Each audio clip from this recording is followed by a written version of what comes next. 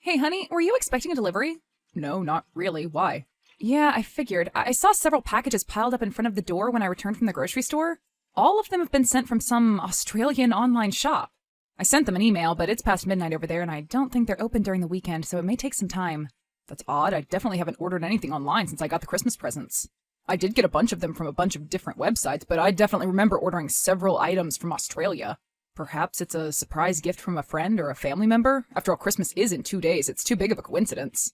Well, I guess that's possible. This is why I hate surprises. They could have at least warned us to look out for the surprise packages arriving soon. But there are 7 different boxes on our front porch, James. 7! On the bright side, at least we haven't been targeted by porch pirates this holiday season. That's the real Christmas miracle. I know, right? I wonder if I should open them. What would Australian Christmas gifts even look like? Didn't they technically have to celebrate it in summer? Would it be like Santa and flip-flops? I've seen a few of those around. There's only one way to find out. Okay, I'll be brave and open them. Hopefully it's not some cruel prank. Well, I did see a delivery truck on the surveillance footage from this morning, so at least they weren't left there by some random people. Oh my god! I'm speechless. What is it? Did you open them? Yes, but give me a second. I have to open every box to make sure. Bethany, you're scaring me. What was inside the box? A garden gnome. What? They're all garden gnomes, and not just any garden gnomes either. They're obscene garden gnomes. What does that even mean? How could a garden gnome be obscene? They are wildly inappropriate. I should put them back into their boxes before Sandy sees them. What kind of a sick joke is this? They know we have a child in the house. Could you send me a picture before you hide them? I want to see them with my own eyes. Wow, that is hilarious. James! Sorry, honey. I know they're a bit inappropriate, but you have to admit they look pretty funny. Okay, fine, maybe a little. But we can't let anyone see them. What will our neighbors think? That we are a fun, edgy couple? I'm almost certain they'd call child services if they saw our daughter anywhere near these things. No wonder the sender didn't want their identity revealed. Once I find out who thought this would be funny, I'll have a serious talk with them. Maybe they didn't know we had a toddler in the family. Well, they know our names and our address, but had no idea we had a child? If that's the case, that automatically excludes all our friends and family members. Maybe it was one of your coworkers then? I doubt it. They're all too professional to send gag gifts to their manager's house. Well, then maybe an old friend from school? That might be it. You know, I have another theory, but it's kind of far-fetched. What is it? You said they were purchased on an Australian website, right? What if they were sent by your uncle? He still lives in Melbourne, doesn't he? I remember you saying he enjoyed playing pranks. Maybe he decided it was time to resume sending annual Christmas gifts. My late Uncle Duncan? I don't think there are delivery companies in the afterlife, James. What do you mean? When did he pass away? My mother said he passed away 5 years ago, soon after his last visit on New Year's Eve. Did I forget to tell you about this? Mom said he suffered a fatal heart attack. You did say he had a heart attack, but I didn't think it was fatal. He must still be alive. I'm pretty sure I talked to him in September. I asked him for advice on a project I was working on. That can't be right. Are you sure? I swear I'm telling the truth. I sent him an email asking for help, and he replied. That is so bizarre. Maybe it was somebody else using his email? Wasn't he living alone? Besides, the advice was specific to his field of work, and he signed his name. I always assumed he stopped contacting us after the big fight at the dinner party. I didn't want to meddle in your family affairs, so I accepted the fact that he was out of our lives. Sorry, what fight? I don't recall anything like that happening. Did he leave early to catch his flight? I overheard your mother arguing with him upstairs when I went to fetch the wine glasses. He left in a hurry as soon as he came down. I just put 2 and 2 together. Wait, so you're saying Mom lied about his death? It's a possibility. But he hasn't called or texted once during these 5 years. He didn't even congratulate us on the birth of our daughter. I know we weren't super close, but if he were truly alive, wouldn't he have made some effort to contact us? I don't know. Maybe my mother-in-law can shed some light on the situation. Okay, I'll go ask her. Oh, also, I forgot to get the bacon. Could you grab some on your way home? Sure. Thanks. Mom, we need to talk. What is it? Oh, don't tell me you won't be able to make it to our annual Christmas dinner. Every year, the guest list keeps getting shorter and shorter. No, that's not it. I wanted to talk to you about Uncle Duncan. What about him? Oh, I suppose it's been nearly 5 years since his passing. My poor, poor brother. Are you sure he really passed away? What kind of question is that? That's very disrespectful. Is he still alive? Did you lie to me? Did I lie about my brother's death? Why would I ever do something so disgraceful? Okay, then maybe you were also lied to. How did you find out about his passing? 5 years ago, I was contacted by local authorities in Australia. They told me he'd passed away from a heart attack. Really? Because James says he talked to him a few months ago. Oh, no, that's impossible. Maybe he meant he talked to him during some sort of a seance? What? Well, how else would he have spoken with him? It's been 5 years.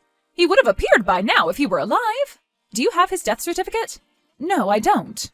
Do you have any proof at all that he's actually dead? Any records that show that call really did take place? Well, no, but can't you just take my word for it? I'm going to attempt to contact him.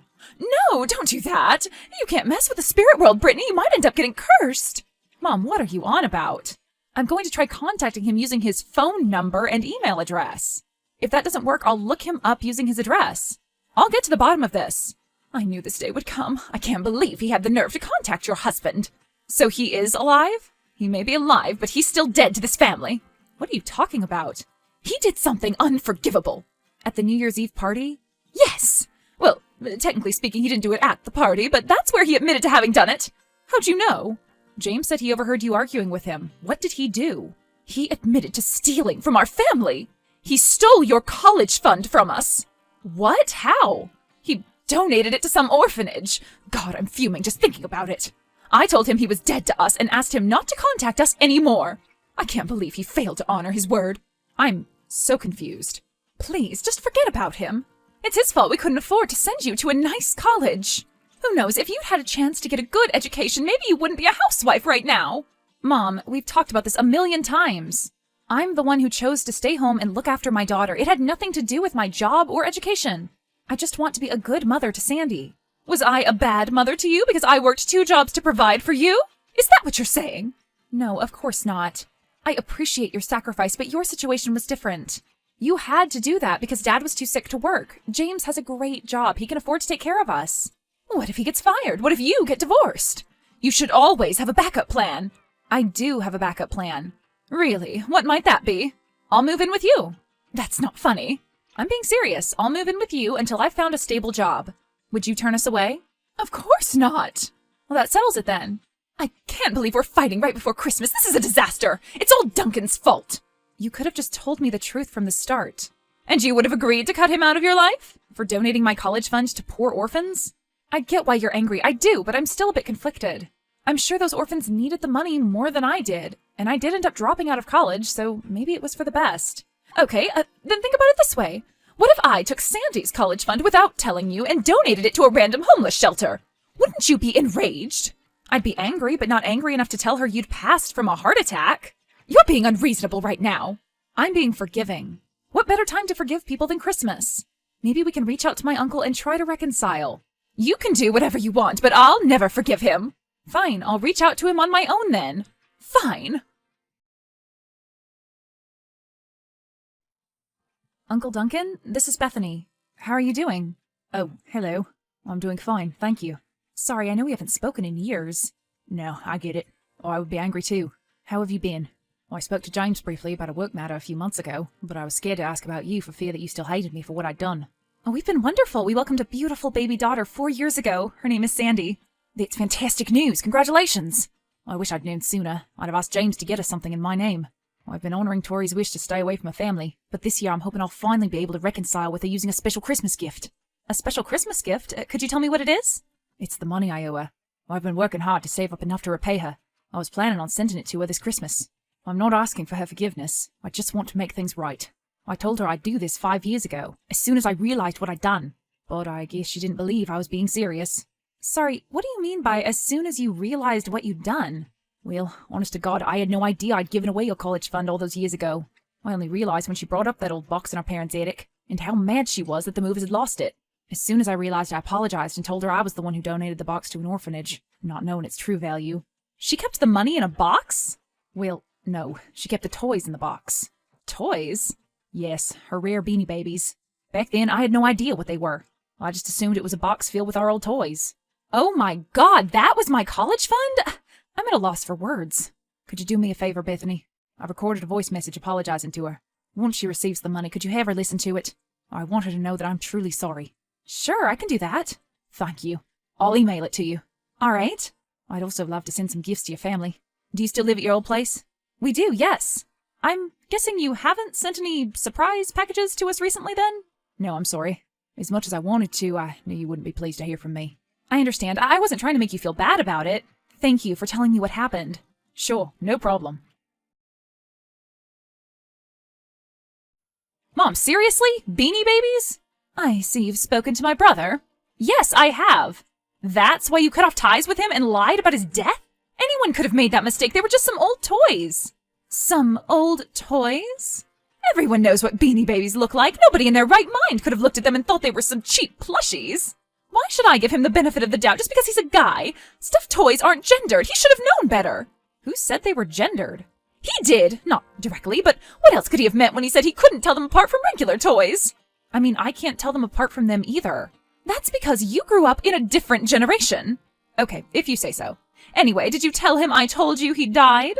No, I didn't. I felt bad for him. He's clearly been feeling remorseful all this time. Remorse is not enough. I worked so hard to collect those things. He stole your future. I'm doing just fine. But you could be doing better. With that money, you could have attended an Ivy League school. An Ivy League school? Mom, I barely graduated from high school. Higher education isn't for everyone. I'm perfectly happy this way. You don't have to lie to me, Bethany. I know this has been your dream since childhood. No, it's always been your dream. I'm sorry, but you can't expect to live vicariously through your children. What are you saying? You know what I'm saying. I'm sorry you didn't get a chance to do it, but this is the life I chose. I have no regrets. I see. So that's how you feel. Anyway, I'm sure you'll soon see that my uncle has repented. I highly doubt that. You might even invite him over for New Year's. Why would I do that? I'm just saying, never say never. Well, I know for sure that I'll be only inviting you and your family. You are still coming over for Christmas dinner, right? I've been looking forward to seeing my granddaughter. I got her 1,000,000 gifts. Yes, we'll be there. Thank you. I know we have our disagreements, but we're still family. I care about you more than anything else in this world. I know, we care about you too. And I'm sure Uncle feels the same way. I'm not forcing you to apologize to him or anything. I just feel like you could try a bit harder to see why he did what he did. It's not like he did it on purpose to hurt you. He didn't even throw them away. He donated them to an orphanage.